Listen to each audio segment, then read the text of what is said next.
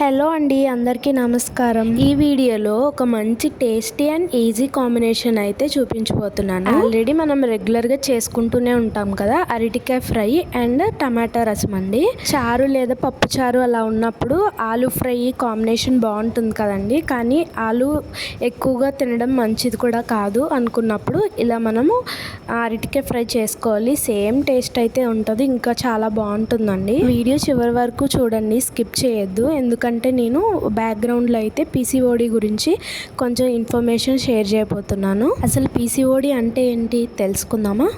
Polycystic ovaries disease లేదా syndrome అని అంటారండి. పాలీ అంటే చాలా అని అర్థం అండి. చాలా తిత్తుల లాంటి నిర్మాణాలు అయితే గర్భసంచిలో లేదా అండాశయాలలో ఉండిపోతాయండి.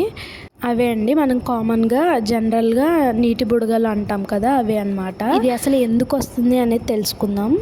ఇది ఒక లైఫ్ స్టైల్ డిజార్డర్ అండి. ఫీమేల్స్లో ఓవరీస్ని కంట్రోల్ చేయడానికి అయితే ప్రొజెస్ట్రాన్, ఈస్ట్రోజన్ అని 2 హార్మోన్స్ ఉంటాయండి. ఇవైతే మన మెన్స్ట్రువల్ సైకిల్ని కంట్రోల్ చేస్తాయి అన్నమాట.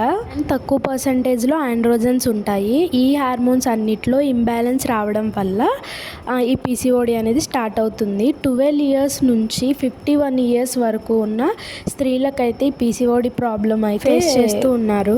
ఇప్పుడు ప్రజెంట్ జనరేషన్లో 10 ఇయర్స్ దగ్గర నుంచే మెన్స్ట్రువల్ సైకిల్ స్టార్ట్ అయిపోవడం వల్ల అప్పటి నుంచి కూడా పీసీఓడితో బాధపడే పిల్లలు చాలామంది ఉన్నారండి, మనకు తెలియకుండా. జస్ట్ బ్రీఫ్గా చెప్తున్నానండి. ఇన్డెప్త్గా వెళ్తే అసలు మనం తీగలాగితే డొంకంతా కదులుతున్నట్టు చాలా ఇన్ఫర్మేషన్ అయితే ఉంటుందండి వెనకాల. ఇప్పుడు సరే, హార్మోన్ ఇంబ్యాలెన్స్ అన్నాం కదా, అది ఎలా వస్తుంది మరి అని అంటే ఇంకా దానికి ఒక్క రీజన్ అని ఏం చెప్తామండి, చాలా రీజన్స్ అయితే ఉన్నాయండి.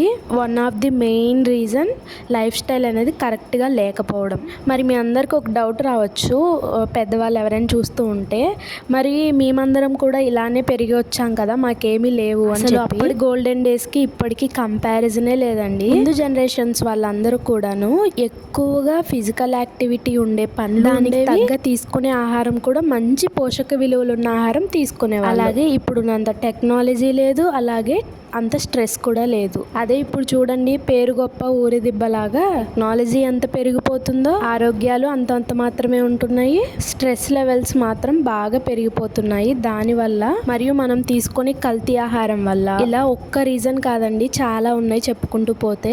ఇలాంటి మల్టిపుల్ రీజన్స్ వల్ల మన బాడీలో ఉండే హార్మోన్స్ అనేవి సరిగా రిలీజ్ అవ్వకుండా, లేకపోతే ఎక్కువగా రిలీజ్ అవ్వి, ఇదే అండి ఇన్బ్యాలెన్స్ అంటే. వీటి వల్ల అయితే రకరకాల హెల్త్ ప్రాబ్లమ్స్ అయితే స్టార్ట్ అవుతున్నాయండి. ఓన్లీ పీసీఓడి ఒక్కటే కాదండి, డయాబెటీస్ అని, థైరాయిడ్, పీసీఓడి ఇలా చాలానే ఉన్నాయండి. సరే, మరి ఈ పీసీఓడికి ఉండే లక్షణాలు ఏంటో అనేది కొన్ని తెలుసుకుందాము. పీసీఓడి వచ్చిందే అని తెలుసుకోవడానికి మెయిన్ సిమ్టమ్ అండి ఇర్రెగ్యులర్ పీరియడ్స్. అప్పుడప్పుడే మెచ్యూర్ అయిన పిల్లలైనా సరే వాళ్ళకి ఇర్రెగ్యులర్ పీరియడ్స్ ఉన్నాయంటే ఖచ్చితంగా తీసుకెళ్ళి స్కాన్ తీయించాలండి. సో నెక్స్ట్ అయితే వెయిట్ గెయిన్ అయిపోతామండి చాలా ఎక్కువగా. So unwanted hair growths, hair loss, abdominal ప్లేస్లో అంటే స్టమక్ అనేది కొంచెం ఎక్కువగా ఫ్యాట్ పెరిగిపోతుంది. ఇంకా పీరియడ్ పెయిన్స్, ఇంకా పింపుల్స్ ఎక్కువగా వస్తాయండి. సో మీకైతే ఎటువంటి లక్షణాలు ఉన్నా వెంటనే గైనకాలజిస్ట్ని కన్సల్ట్ అయ్యి పెల్విక్ స్కాన్ తీయించుకోండి. సో ఇదంతా నా ఎక్స్పీరియన్సెస్ ద్వారా మాత్రమే షేర్ చేస్తున్నానండి. అందరికీ ఒకేలా ఉంటుందని మాత్రం నేను చెప్పను. ఈ సిమ్టమ్స్ అన్ని నార్మల్గా కూడా ఉండొచ్చు. పీసీఓడి వల్ల మెయిన్ ప్రాబ్లం అండి ఇర్రెగ్యులర్ పీరియడ్స్. దానివల్ల అయితే ప్రెగ్నెన్సీ అనేది లేట్ అవుతుంది. కానీ ఇది అంత తీవ్రమైన జబ్బు కాదండి. మనం ఒక మంచి పాజిటివ్ థింకింగ్ తోటి అనుకొని మంచి హెల్దీ లైఫ్ స్టైల్ తోటి ఖచ్చితంగా తగ్గించుకోవచ్చండి. ఇన్ఫర్మేషన్ అయితే అవసరం ఉంటుందన్న వాళ్ళకి తప్పకుండా షేర్ చేయండి. ఒక లైక్ ఇచ్చి సబ్స్క్రైబ్ చేసుకోండి. Thank you.